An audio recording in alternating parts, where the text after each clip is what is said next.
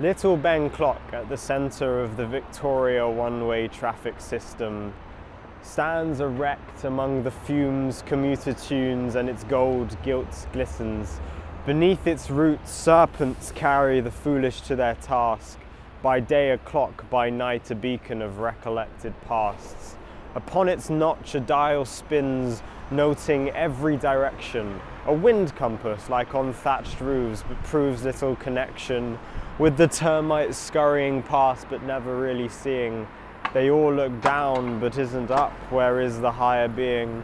If you follow the arrow on top of Little Ben and take it past the buses and transport policemen and keep on going until a vastness of floor eats you up, you can stare at the Victorian engineering high above, a feeling of nervousness, of possibilities to come, as you stare up at the board of orange dots forming columns, forming letters, forming words, forming places you've never heard. Like Three Bridges and like Dorking, you realise that you've been gawking for minutes on end.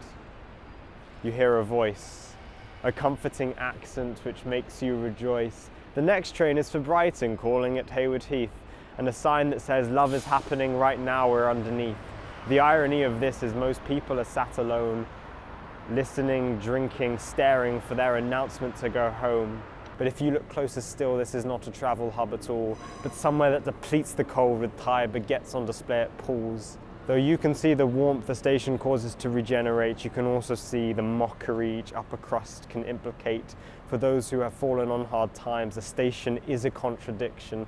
Supplies some shelter, yes, but also serves as an infliction that businessmen from Surrey can buy bento boxes on the run, or some poor fellow starving for a single bite of a stale croissant. The station is a wonderful place if you need to stop and think, to analyse yourself until you find the missing link.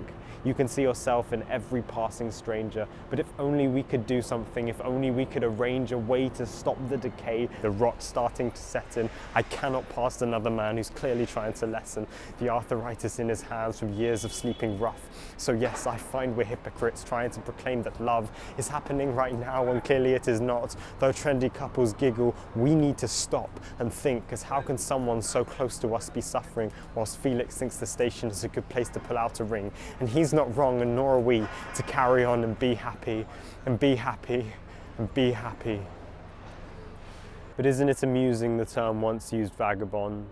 It means an idle walker, someone always moving on. But in Victoria Station, who is truly loyal? No, not the guy who's buying Hilary Mantel in foil, nor the briefcase man who's often between London and Italy, nor the woman who's off to manage somewhere regionally, nor the young lady who finally thinks that she is free from her overbearing parents who run a mini monarchy. And nor am I and nor are you the true faces of loyalty. No, the station is the home of the people we don't want to see. The people who we pass without even a glance. This is their home, not ours, though we like to prance about it now and then when we have somewhere to go. But we're the idle here, we've no fixed abode.